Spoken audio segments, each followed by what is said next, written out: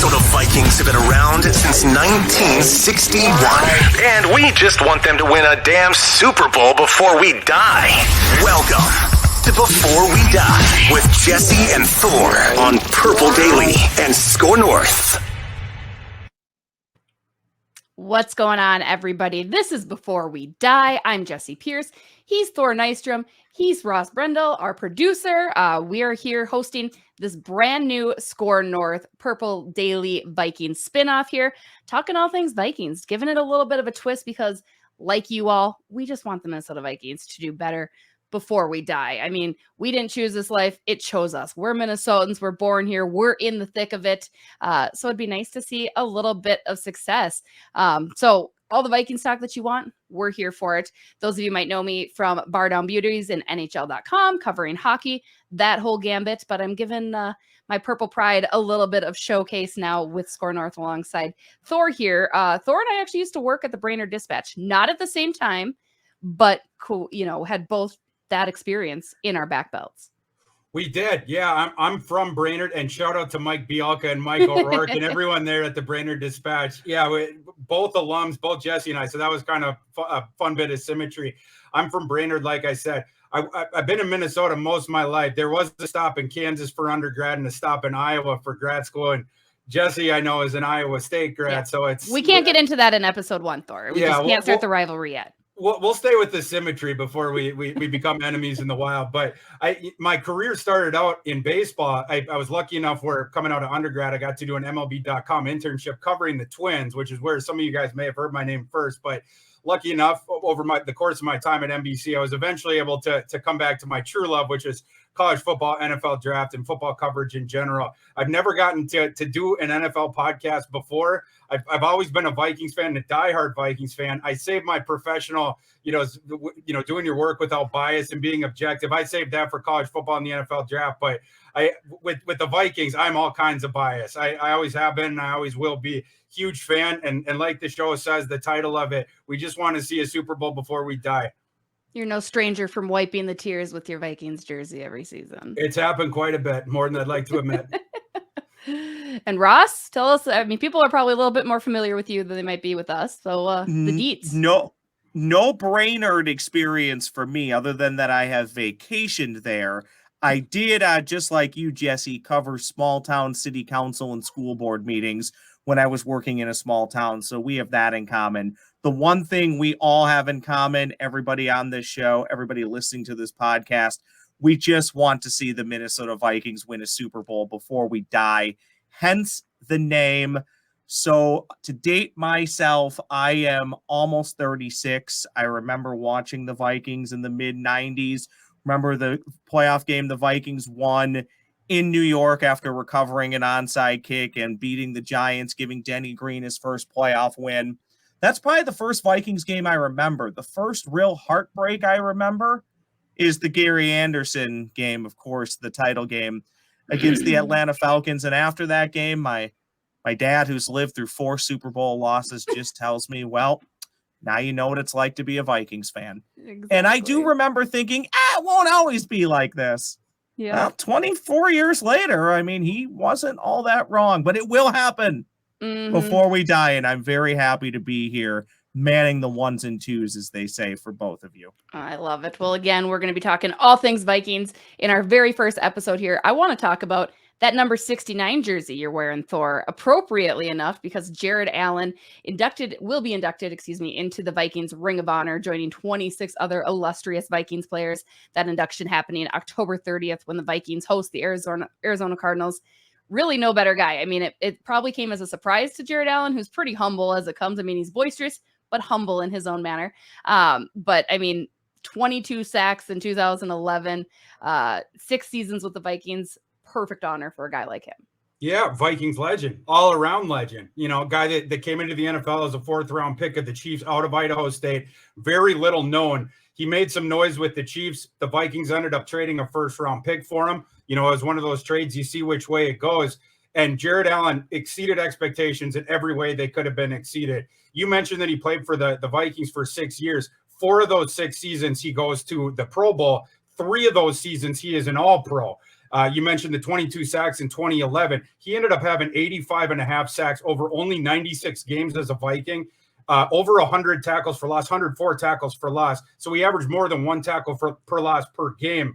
155 quarterback hits. I mean, talk about a menace, off of the edge. He also had 4 safeties accrued in those 6 seasons with the Vikings. Those 4 safeties tied him for the NFL record in safeties over a career. And he got him in only those 6 seasons. Just an absolute legend of a guy, and one of my favorite Viking defenders to ever watch, just a little bit behind John Randall. Well, exactly. I mean, the mullet, the lasso, everything about Jared Allen is just absolutely legendary. I don't know if you heard this, Thor. I actually heard that he said Danielle Hunter is one of the best, and Hunter snapped back and said, I'm going to break your single season record for sacks. Do you think that's attainable and feasible? I mean, it's high praise for Danielle Hunter coming from Jared Allen. I'll put it this way. I'm really happy that Danielle Hunter does. Yeah. I'm not sure that I would say that I think he has a great shot at getting 22.5 sacks or more in a season, but the fact that he thinks he has a shot, that is great news.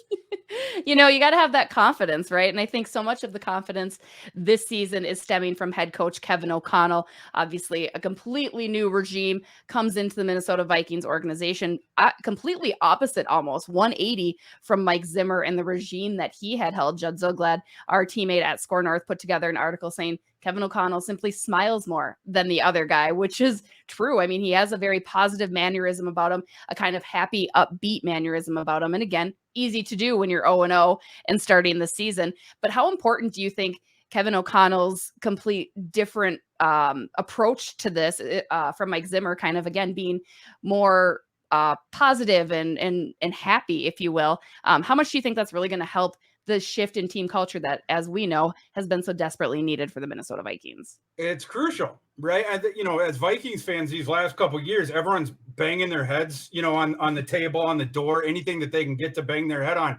The team had just gotten frustrating and stale, right?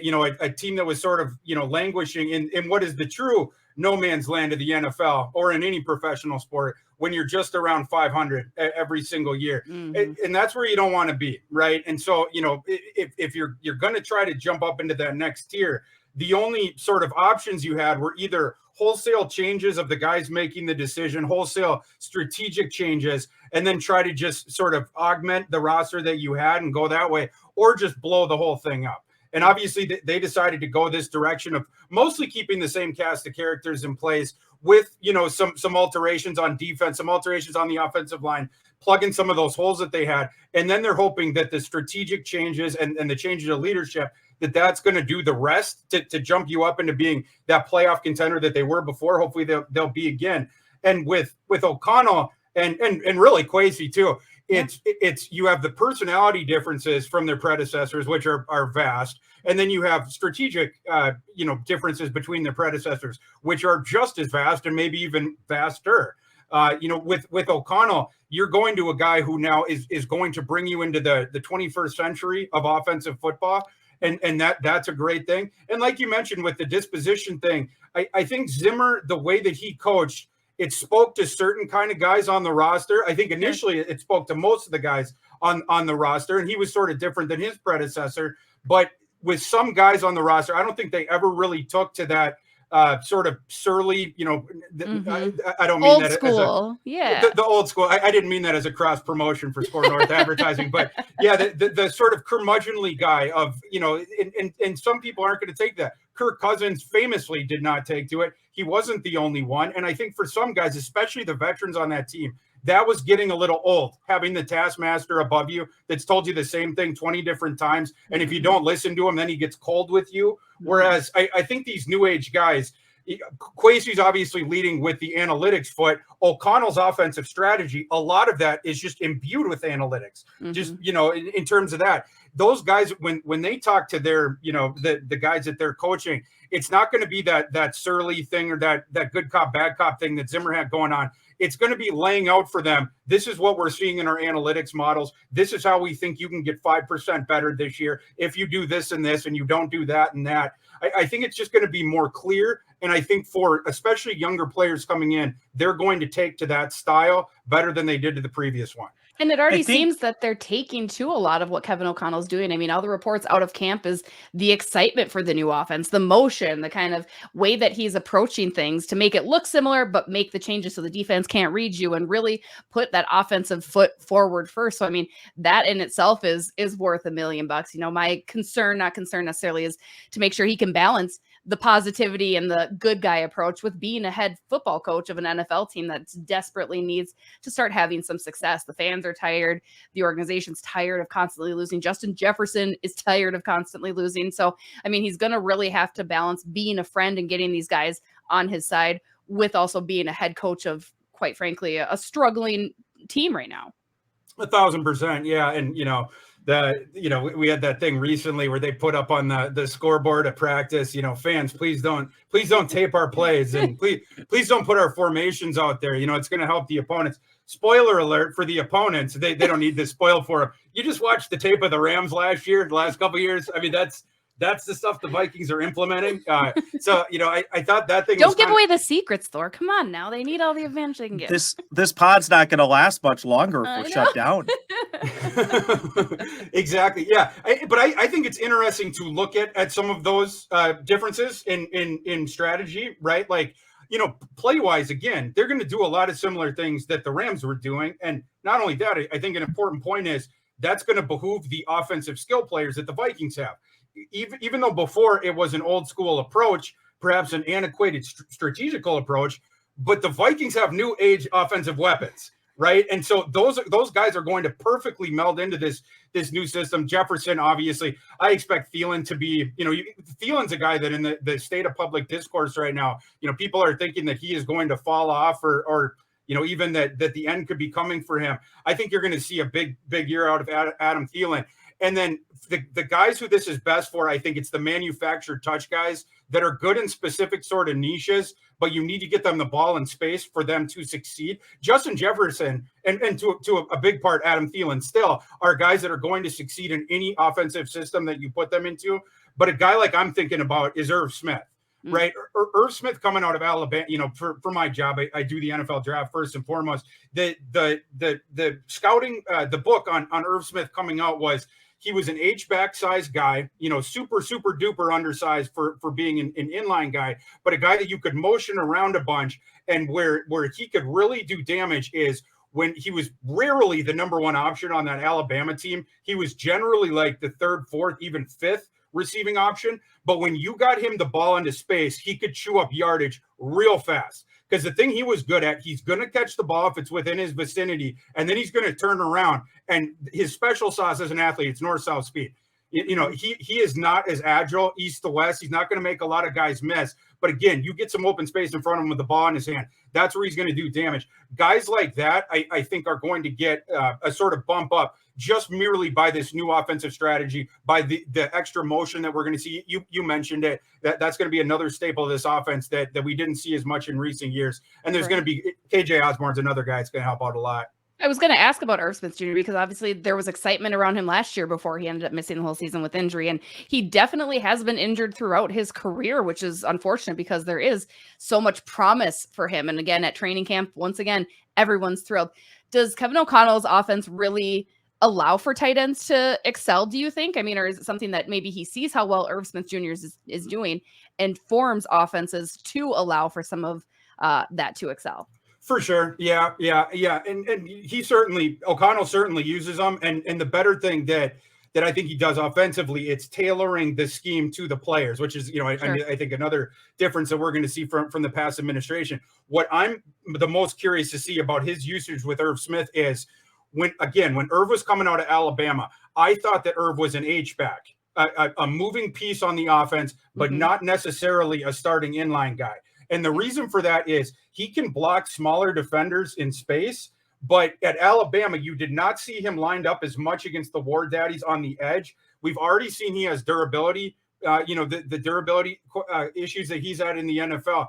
My concern with him is his special sauce, again, is receiving the ball and then being able to chew up yards really quick, north-south.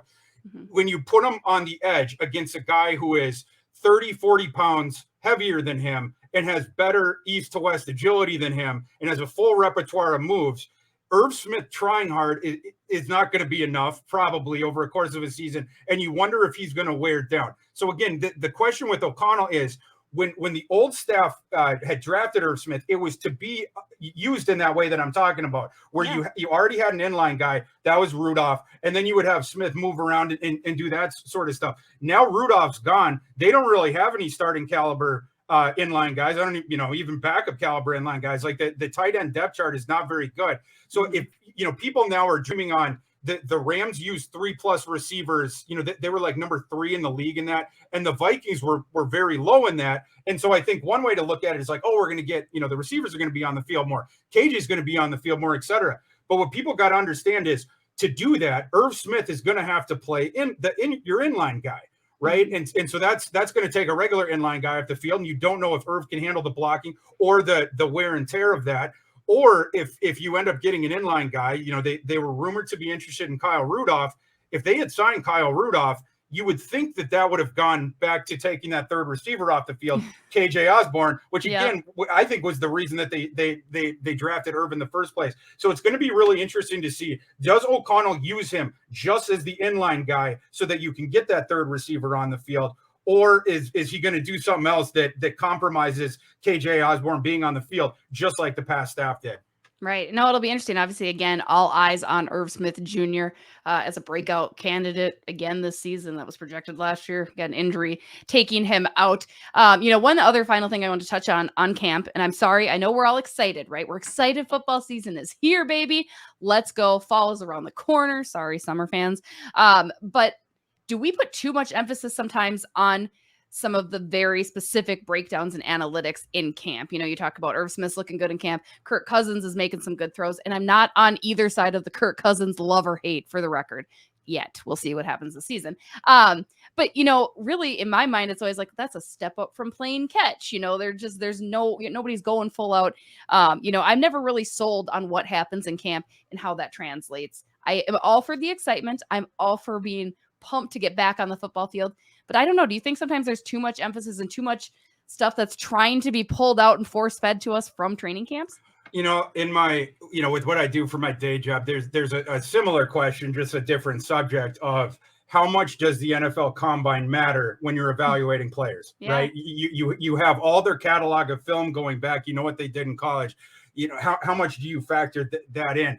I think it's more about what piece do you, for instance, with the Combine, you're looking for that for information of players that you have questions about. May it be a wide receiver with their straight line speed or an offensive lineman that you think has cement shoes. How does he do in the agility drills, stuff like that, or a run stuffing type linebacker, sort of gap filling linebacker. Does that guy have the athleticism to project into the NFL as a guy that can be in coverage and do an okay job with that? With this question, I think it's similar in that it depends on the information that you're choosing to extrapolate for whatever storyline or whatever understanding that you want to have about the team. I think the people that make the mistake, it's the guys who are taking the clips off early in camp, like the little highlights, and then posting them on Twitter and then extrapolating that of, oh, this guy is going to be awesome. Like the first couple of days of camp, I made a joke of that. Actually, I sent this tweet out when me and Ross were getting lunch that day, but about how Packer fans and Giants fans were fighting amongst each other to decide whether it was going to be Romeo Dubes or Kadarius Toney that won NFL MVP this year, and just how absolutely ludicrous that was. That stuff, the one-offs of the highlights, and this guy made a good catch, so he's going to factor in this year. That stuff I think is more or less meaningless. What is meaningful though, it's you have a scenario now with the Vikings where you're totally overhauling all these different, strategic things that the strategy of the offense, the alignment and the strategy of the defense, and how are all these players going to fit into that? That's where it's interesting. And I think the reports coming out of camp, that's where they get really interesting of which positions are actually up for, are in competition. How are those guys doing? And then how are the new guys fitting into this new system? I think that is what is important. And I think all you have to do is look recently to understand how excited or maybe how important training camp is. Go back a few years when Mike Zimmer was the well-established coach here with the Minnesota Vikings. It would kind of sneak up on you that it was training camp. It was just, oh yeah, that's right. Here it is. Well, since the hiring of O'Connell and with Kwesi arriving, I think everybody's excitement is, for the most part, through the roof, just because it's something new and it's something exciting. And that isn't just for the fans. I think that goes for the players. And to Thor's point of things are new, everything's new. What time practice starts is new. The tempo of practice is new. The day-to-day of the football operations is new. The playbook is new. So I think all that stuff is very important. And this time around, I think paying attention to training camp is very important. 3-4 years from now, if O'Connell's still here, I hope he is, because generally that means things are going well for the Minnesota Vikings. Maybe 3 or 4 years from now, we're not as excited by it, but you know, on the high level too, it's the start of something new. The season starts over.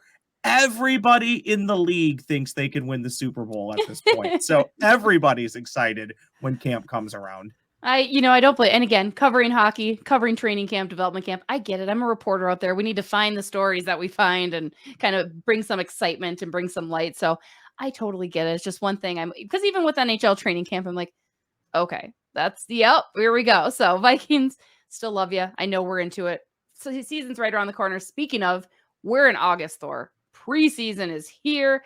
Let's take a look at the Minnesota Vikings schedule. How much fun is it going to be to open up the season with the Green Bay Packers? I mean, do you think the schedulers were like, hey, let's give them this dose of medicine right off the bat? No, I think this is great for the Vikings. I legitimately do, right? Like the thing of like, oh, fans don't send the thing out because it's gonna, inform the opponent. That's ridiculous. But what's not ridiculous is you're facing this team that has a whole bunch of personnel that they used to have, and now they're going to face you without knowing how it looks when the bullets are flying.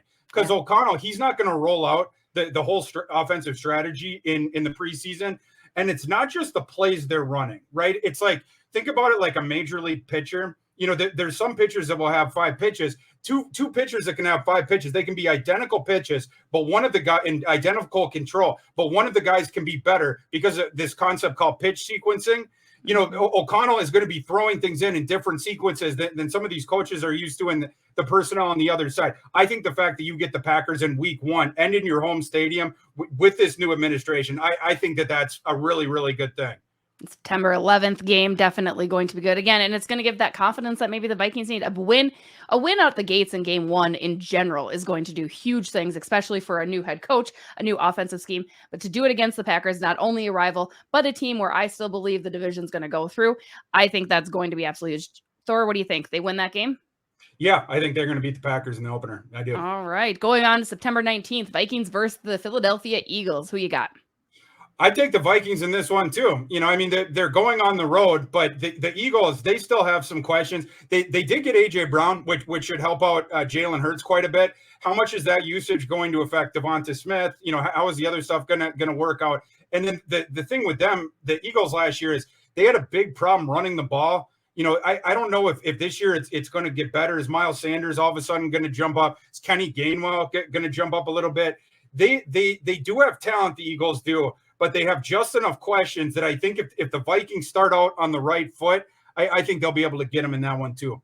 I would agree. I think it's going to be closer than maybe you alluded to. I'm going to go with like a 3-point difference only because I kind of feel like I do think they'll get the win against the Packers because my heart says so, but I think they might be riding a little too high. As we've seen before, you go in a little overconfident. They're going to pull out the win, but it's just going to be by 3 points. So I'm excited for that game as well. Hosting the Detroit Lions then on September 25th. What you think?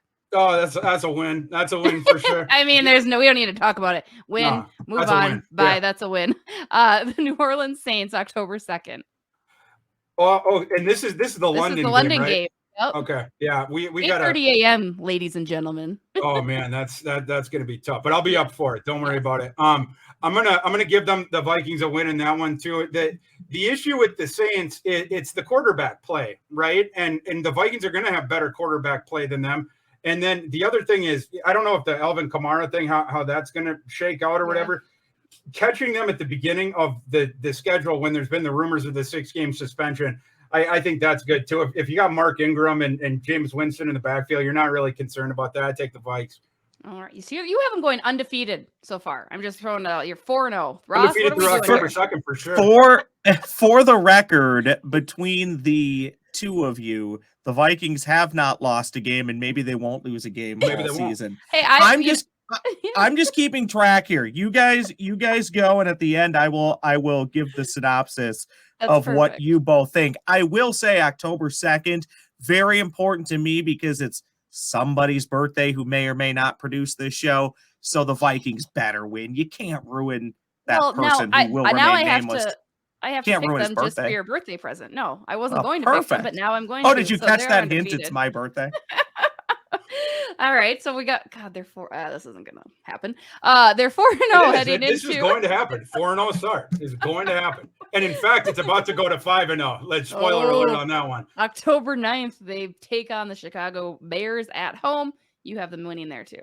Well, yeah, the Chicago. They should be Chicago. The only question about Chicago is, do they get the first pick or do they get the second pick? That team is an absolute train wreck. They don't want to win this year. And that was a part of the reason that I think that Ryan Poles took that job, because the Vikings were talking to him before they were talking to Kwesi. Right. I think, here's my theory. I think that Ryan Poles wanted to tear the Vikings. We were talking before about how there was 2 different directions the Vikings could have gone, new management and try to get the other guys to play up, or you just blow the whole thing up. I think Ryan Poles wanted to blow the whole thing up, and that's why he didn't end up coming here. I think the Vikings got the better end of that deal anyway. But for this coming season, all Ryan Poles and the Bears want to do is tank and get a top 3 pick. And the Vikings are going to help facilitate that by beating them twice. Yeah, I mean, yep, they're 5-0. All right, let's go. 5-0, baby. Oh, Jesus. October 16th, Miami Dolphins, however. I think that's their first out.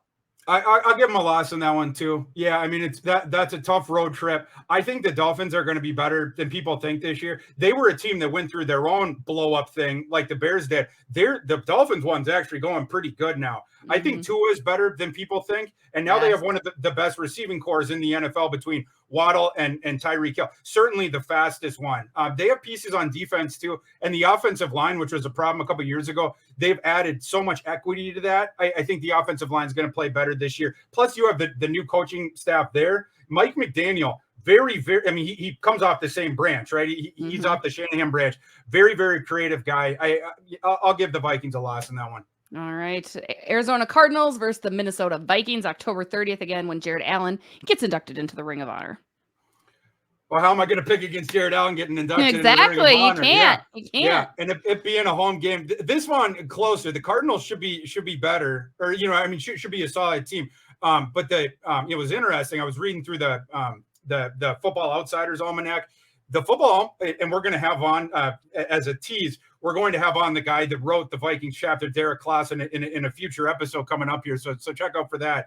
Yeah. But the Football Outsiders numbers are very bullish on the Vikings this season, surprisingly bullish. They're like 9.6. They might be like 4th in the NFC or something like that. Whereas the Cardinals, it was the other way. They were lower than I thought they would be. Some of the analytics don't suggest that they're going to keep ascending. Part of that, now you have to pay Kyler. You have to, so now they're going to be paying Kyler, delineating cap room like the Vikings have been with Cousins. Can't fill the rest of the roster up. I'm going to give them. I'm going to say the Vikings win in that one. I'm going to say they lose just for sake of just being different a little bit. It'll be another close one, but they're going to lose for the sake of time as we start to wrap up our debut episode. What are some other guaranteed wins and guaranteed losses you see on the schedule for the second half of the year? Well, I'll just go rapid fire. Win against the Commanders, loss at the Bills, Cowboys at home, and then they got the Patriots at home after that. I'll say they split those 2 games. Okay. Then you got to win against the Jets at home for sure. The week after that at Lions, I've been pretty optimistic with the Vikings in the projection with this one. I'm going to give them a loss in that one, just to be fair. Lions do have very good line play. The rest of the team, we'll see. Then I'm going to give them win against the Colts, win against the Giants, loss at the Packers in the second to the last game. And then the tanking Bears, you're going to get a win there too. That's what I'm going with. The Bears. I like it. So I think they're going to finish 9-8 anyway. So we'll just go with whatever that might be, Ross.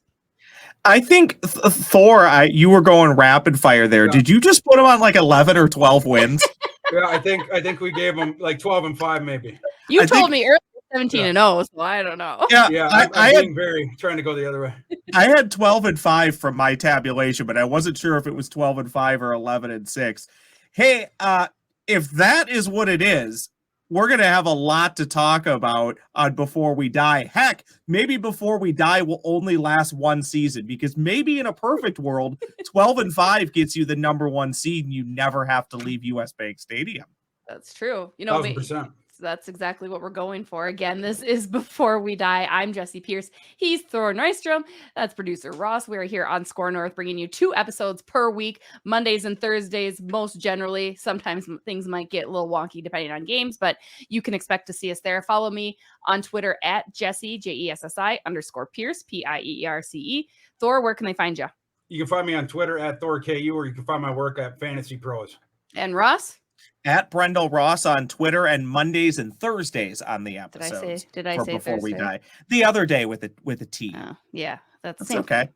That's what I'm here. That's what I'm here for. That's why Ross is here, right? This is, again, debut. None of this count. It doesn't count. It's all thrown out the window. This is an A+ from both of you. A+. So far. Yeah, wow, we'll great. see. Yeah, it's a good start. It's a good start. We thank all of you guys for tuning in, listening, giving us a chance. Again, we'll be bringing a lot of fun, different takes, content, some guests that we have lined up as well, and just a different personality. Kind of like Kevin O'Connell, new coach. We're just a new personality to add to the already awesome additions at Score North. So be sure to check out all of our friends at Purple Daily, as well as Randy's Rants too, another new show that we're very excited to have on as teammates. Thank you all for listening. You can find these episodes where you get all your Purple Daily content as well. And that's going to do it for debut 1. Have a great day.